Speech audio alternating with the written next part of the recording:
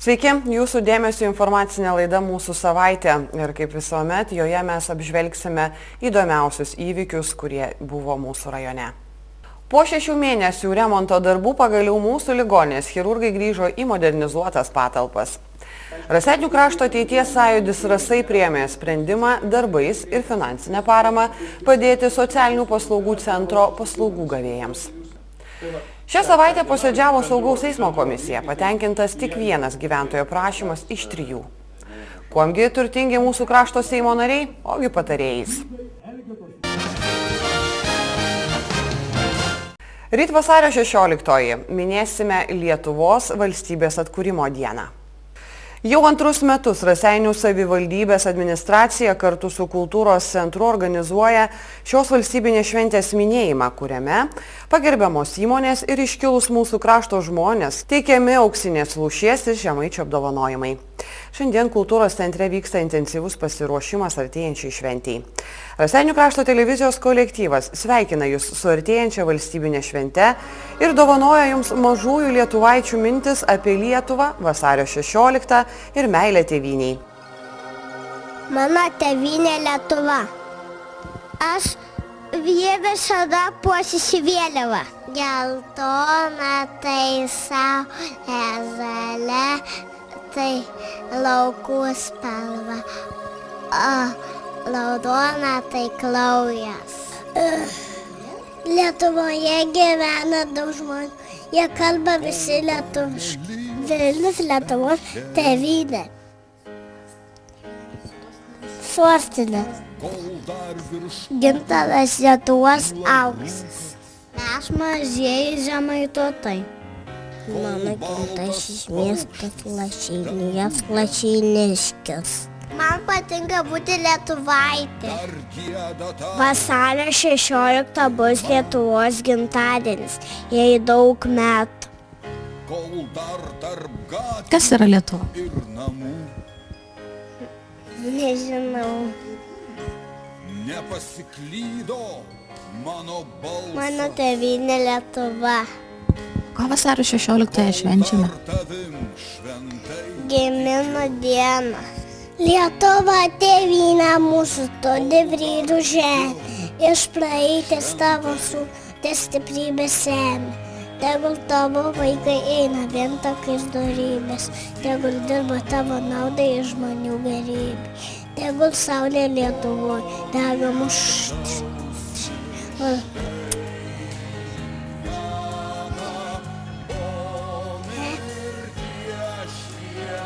Tos Lietuvos vienybė.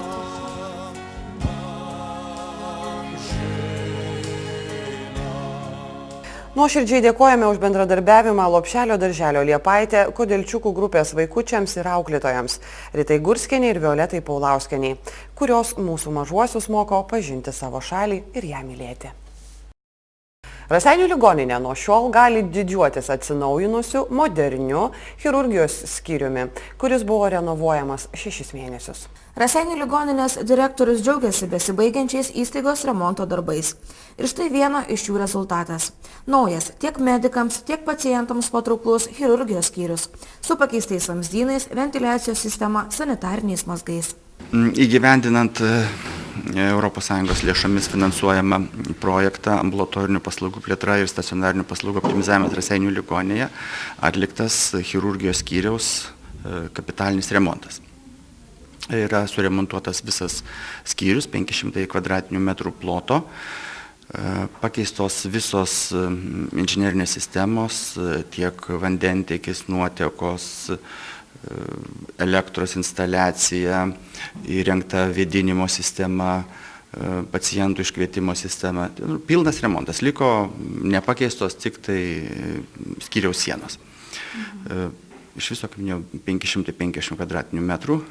Beveik pusė skyriaus yra renovuota ES lėšomis, kita skyriaus pusė savivaldybės lėšomis. Nes iš ES lėšų buvo remiama dalis skirta dienos chirurgijai plėtoti, o savivaldybė prisidėjo prie kitos skyriaus dalies. Kokia tos sumos? Iš viso bendra suma yra 903 000 litų. va šitų 550 kvadratinių metrų plotų, tai pusė lėšų yra ES ir valstybės biudžeto lėšos, pusė lėšų yra savivaldybės lėšos. Tai gana ženkli savivaldybės dalis, 470 000 yra būtent iš Raseinių rajono savivaldybės biudžeto lėšų. Sakykite, direktoriau, kaip palengvinti šio pokyčiai tiek pacientų, tiek medikų dalį? Na, jeigu iki šito remonto tualetai buvo turbūt tik tai 2 palatose, kiek atmenu, tai dabar visos palatos yra su sanitarinėmis patalpomis, su tualetais, yra įrengtos 5 vienvietės palatos, 1 dvivietė ir 5 trivietės palatos. Visos palatos yra su sanitarinės mazgais, su tualetas, kai kur su dušais. Vėdinimo sistema, pacientui sąlygos, higienės sąlygos yra nepalyginamos, lyginant su tuo, kokios buvo iki tol. Taip pat ir visos kitos patalpos, procedūriniai, tvarstomieji, kitos patalpos yra naujai surenovuotos, atnaujintos, galėsim pavaikščioti po skyrių, parodyti, tiesiog viskas nauja. Ir kiek, sakykite, užtruko renovacija? Remontas truko 6 mėnesius. Kai pradėjome darbus praeitų metų rugpjūčio mėnesio pabaigoje, tai tik tai praeitą savaitę skyriuje prasidėjo darbas. Chirurgijos skyriaus vedėjas teigia, kad surenovavus šias patalpas išties daug patogiau tiek gydytojams, tiek pacientams. Po renovacijos tai ryškiai pagerėjo darbo sąlygos ir ypatingai pagerėjo sąlygos pacientams. Neliko palatų, kur po 4-5 gulėdavo, kaip direktorius, kad minėjo, liko palatos po 1 pacientą, po 2-3 ir visą šitą žymiai pagerėjo sąlygos personalui. Tai čia aš manyčiau, kad tokios skyriaus po renovacijos vargu ar galima būtų rasti Kauno apskrityje, kiek man yra žinoma. Chirurgijos skyriuje yra teikiama tiek planinė, tiek ekstrinė chirurginė pagalba. Per metus yra maždaug atliekama nuo 6 iki 700 operacijų. Yra atliekamos pilvo chirurginės operacijos, kraujagyslių operacijos ir yra teikiama pagalba krūtinės ląstos traumų atvejais. Iš pilvo chirurginių operacijų pažymėtinos yra kirkšnių išvaržų operacijos, tulžies pūslės akmenligės, uždegimų, žarnų nepraeinamumų, ūmus apendicitai. Iš kraujagyslių operacijų yra atliekamos išsiplėtusių venų operacijos, varikozės. Ir taip pat yra atliekama ir teikiama pagalba su pūlingais susirgymais, odos pūlingais susirgymai, įvairūs abscesai, karbunkulai, furunkulai ir kitos operacijos. Pagal teikiamą pagalbą vaikų, tai yra teikiama tik tai nuo 5 ir vyresniems metams, bet teikiama tik tai ūminė pagalba. Tai atliekama apendicito operacijos, ten pūlinių atvėrimų operacijos, o taip visi vaikai jaunesni, kaip 5 metai, yra nukreipiami į Kauno klinikų, vaikų chirurgijos kliniką. Sakykite, minėjote 600-700 operacijų per metus. Iš jų būtent kokios operacijos dažniausiai taiko? Dažniausiai yra atliekama per metus maždaug nuo 90, 80 iki 100, 110, taip dažniausiai pasitaiko tulžies pūslės akmenligės. Tai čia galima sieti matomai kaip epideminis židinys rajonas pasižyminės tulžies pūslės akmenligę daug sergančių rajonų gyventojų. Po to eina išvaržos operacijos, maždaug apie 90-80 ir po to apendicito operacijos. Neskaitant ten venų operacijos, maždaug per metus yra atliekama apie 40-50. Lietuvoje jautriausios socialinės grupės vaikai ir mūsų senoliai. Nors regis mūsuose netrūksta nei socialinių darbuotojų, nei įvairių institucijų, kurios lengvina jų būti ir būti, tačiau didžiausia problema lėšų ir net elementaraus dalyko dėmesio trūkumas. Raseinių krašto ateities sąjūdis Rasai kartu su socialinių paslaugų centru planuoja stiprinti pajėgas ir skirti ne tik laiko, bet ir finansinę paramą, tiek kurdami ir puoselėdami kaimuose vaikų dienos užimtumo centrus, tiek lankydami mūsų krašto senjorus. Tų iniciatyvų tai iš tikrųjų nėra, tai bet pirmieji, kurie pasisiūlė ir nori dalyvauti ir prisidėti prie gerų darbų. Tos pagalbos tai įvairios reikia ir be abejo, jeigu mes galvojame plėstis, tai yra ir maitinimas vaikų užtikrinant, ir laisvalaikio užimtumas, ir galbūt turistiniai kažkokie renginiai ir ten vaikam. Ta pagalba įvairiai ir be abejo ir kanceliariniam prekėm, ir žaidimais, ir tos pagalbos reikia įvairios ir visokios, nes vaikai, žinote, vaikai yra vaikai, jiems greitai nusibosti vienokia, reikia pakeisti kitokią veiklą, jie nori pamatyti ir žinoti ir pačiupinėti ir tai kuo daugiau norinčių prisidėti ir pasiūlyti savo pagalbą, to yra geriau. Viena senolė ir labai strigai sako, kad atrodo, ateitų bet koks kaimo vatras, aš jį mielai priimčiau ir kalbėčiau su juo. Taip pat ir kada buvo ir Stepanas jau lankęs pas mūsų paslaugų gavėjus, kad lankė, jiems dėmesys parodomas, tai jiems labai daug reiškia. Jau keletą mėnesių veikiantis vaikų dienos centras Užkalniuose, pasak specialistės, pateisino visus lūkesčius. Tai turbūt, sakyčiau, reikalingiausia, tai ta mūsų pagalba, tai būtų maitinimas. Žodžiu, ir labai mes esame iš tikrųjų šiais metais labai dėkingos, kad vyksta tas mūsų tarp institucinis bendradarbiavimas su judėjimu Rasai, kurie pasiūlė mums be galo iš tikrųjų didelę pagalbą ir paramą, kas liečia kasdieninį tą mūsų vaikučių maitinimą. Jie pasižadėjo mus remti maisto produktais 2 kartus per savaitę. Na ir taip pat norime tarti ačiū ir Karpinės kolektyvui, kuris mus irgi remia vykdant mūsų sociokultūrinės paslaugas vaikams. Tai yra, mes turime galimybę į mėnesį 1 kartą nuvežti vaikučius į baseiną, kad jie ten galėtų įsimaudyti.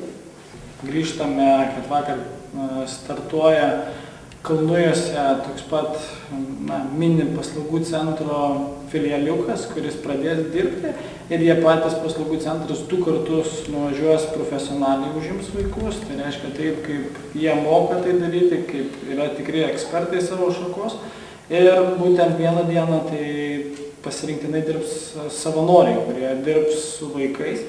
Tai tie savanoriai būtent ir įtrauks prisidėdami prie ciklo, tai mes tikimės, kad pirmiausia kultūros centrų darbuotojai pasavanoriaus ir aplinkiniai, aišku, žmonės, kurie auga toje bendruomenėje. Tai pažiūrėsim, kaip taip seksis Kalnujuose, o toliau toks pat žadamas planas yra Riogaloje, kurioje tikrai didelė socialinė grupė vaikų, tas pats Girkalnyje turime tos pačius faktus. Ir jeigu imtume analizuoti seniūnijas bei švietimo visas tas tendencijas, tai matosi, kad neformalus ugdymas vis mažinamas ir mažinamas.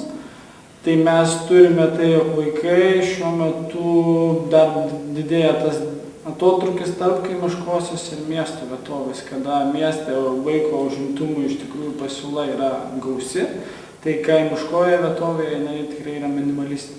Vienintelė problema, kuri kėlė rūpestį, jau išspręsta. Raseinių krašto sąjūdis Rasai globos šiuos vaikus. Pasak Rasų valdybos nario, kita socialiai jautri žmonių grupė, kuri rūpi sąjūdžio nariams, pagyvenę mūsų krašto senjorai. Pasak socialinių paslaugų specialistės, jų centras teikia pagalbą į namus 74 asmenims. 44 yra taikoma dienos socialinė pagalba. Dar 15 asmenų gyvenančių vienkiemiuose yra skiriama piniginė išmoka. Tačiau, pasak vyriausios specialistės, didžiausia vertybė jiems bendravimas. Nes mūsų vienas iš prioritetų būtent ir buvo prieš įsisteigiant visam sąjūdžiui Rasai. Mes matėme, kad turime daug problemų socialinėje srityje ir suprantami, kad iš tikrųjų mokyklų kiekis visame rajone mažėja. Mes suprantam, kad socialinės rizikos grupės vaikų kiekis pastovus išlieka arba vis auga. Tai jeigu mes neparodysime tų socialinių įgūdžių šiandieną, tai tas problema vis gilės ir mes nusprendėme šiandieną stoti būtent į tokią sunkią kovą. Bet matydami šito centro veiklą, mes tikrai, mums tai yra minimalistinė, turint rėmėjus tokius kaip uždaroji akcinė bendrovė Norvelita ar uždaroji ta kaimo sodyba Karpinė bei kiti rėmėjai, kurie šiandieną prisideda. Tai mums tai yra minimalistinis uždavinys jam padėti šiandieną su to maitinimu, bet jam tai yra milžiniška pagalba, kurie pirmiausia parodom, kad jie yra reikalingi. Reikalingi tai pačiai visuomeniai. Nes šiandieną tos tendencijos, kada dirbama su pačiais gražiausiais, šauniausiais, jinai vis dar galioja. Ir mes sakom, kad taip, su jais turim dirbti, taip yra prioritetas, bet turim nepamiršti ir kitų vaikų. Nes kiti vaikai, jie turi irgi turėti galimybę susiformuoti savo socialiniams įgūdžiams. Po praėjusių metų rinkimų į Lietuvos Respublikos Seimą mūsų kraštas gali didžiuotis turys rekordinį skaičių Seimo narių. Gerai tai ar blogai, parodys laikas.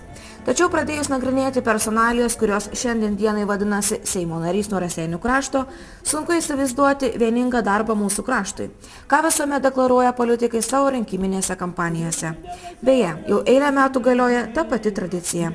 Tik tapus Seimūnų nuomotis naujas mašinas, įsirengti prabangius biurus ir žinoma apsistatyti įvairiais patarėjais ir padėjėjais. Rekordinį, tai yra 6 padėjėjų skaičių turi socdemas Gintautas Mykolaitis. Kiek mažiau 5 pagalbininkai yra tos pačios partijos atstovo Edmundo Jonylos sąraše.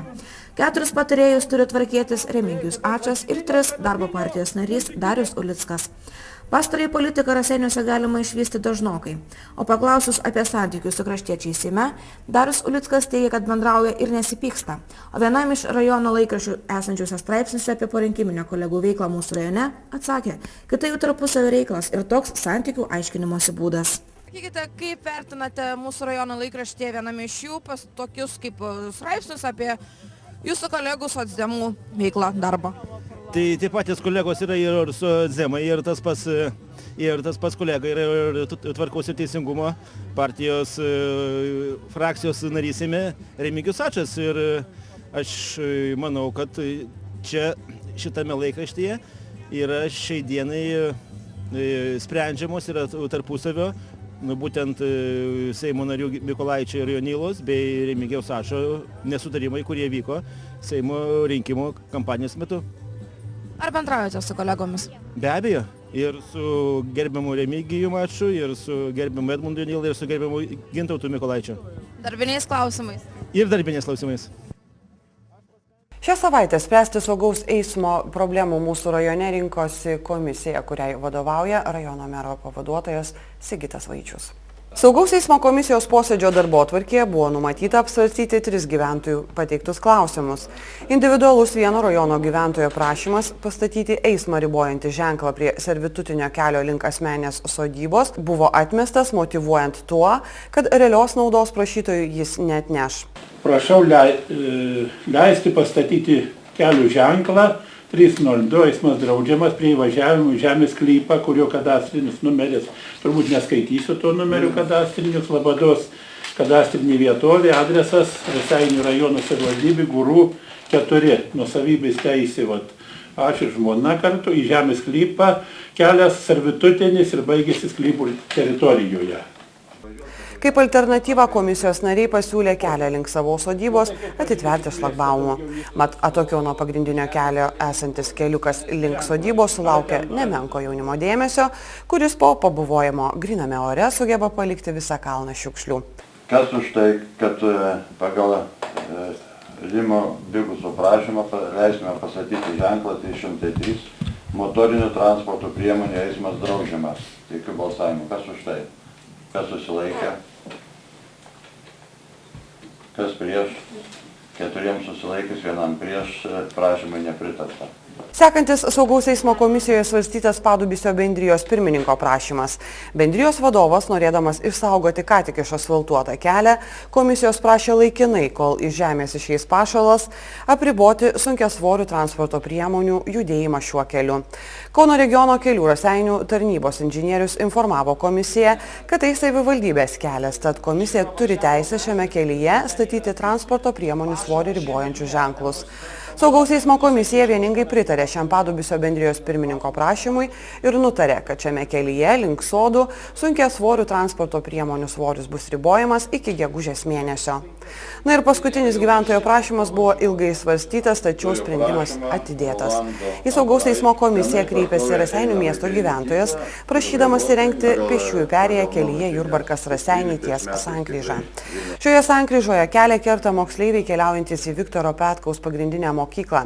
Besikreipiantis į komisiją, Raseiniškis pasakojo, kad praėjusiais metais šiame kelyje buvo sužalotas jo anūkas.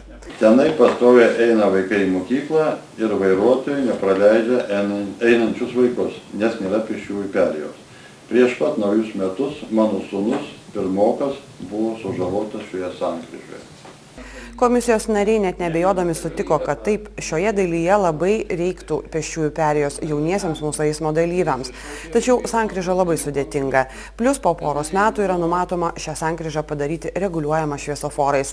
Tad po svarstymų priimtas sprendimas paanalizuoti šią situaciją vietoje, suplanuoti išvažiuojamą į posėdį. Šį kartą informacijos tiek. Dėkojame, kad žiūrėjote ir likite su Raseinių krašto televizija.